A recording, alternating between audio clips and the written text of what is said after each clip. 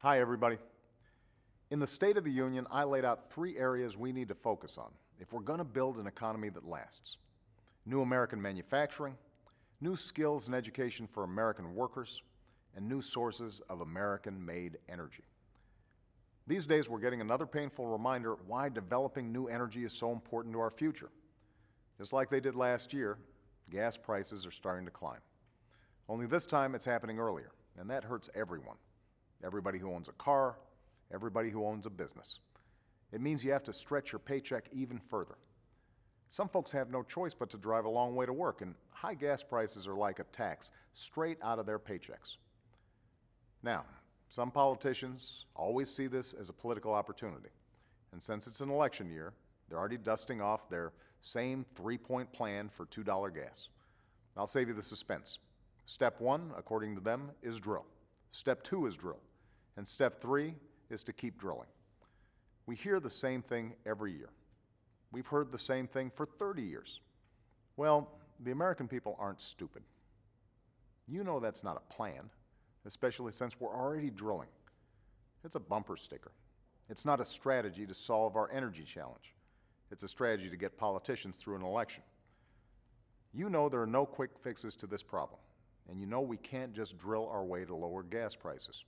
If we're going to take control of our energy future and avoid these gas price spikes down the line, then we need a sustained, all-of-the-above strategy that develops every available source of American energy: oil, gas, wind, solar, nuclear, biofuels, and more.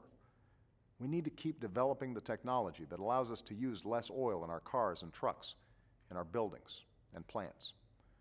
That's the strategy we're pursuing, and that's the only real solution to this challenge. Now, we absolutely need safe, responsible oil production here in America. And that's why under my administration, America is producing more oil today than at any time in the last 8 years. In 2010, our dependence on foreign oil was under 50% for the first time in more than a decade.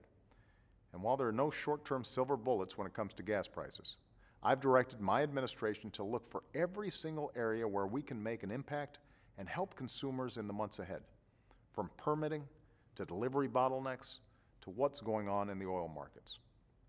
But over the long term, an all-of-the-above energy strategy means we have to do more.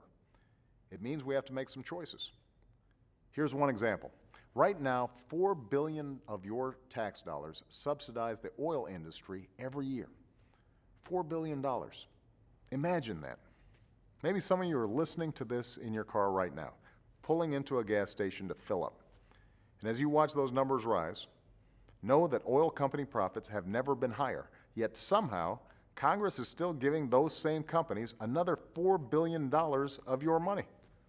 It's outrageous, and it has to stop.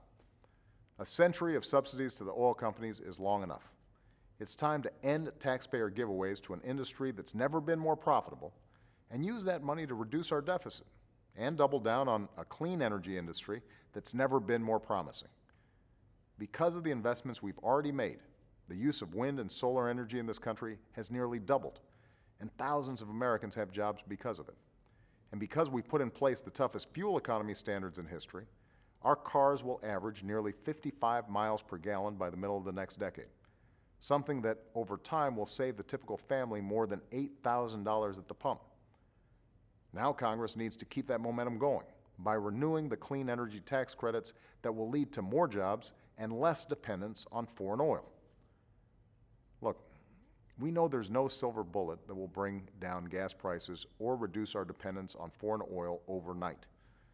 But what we can do is get our priorities straight and make a sustained, serious effort to tackle this problem. That's the commitment we need right now. And with your help, it's a commitment we can make. Thanks.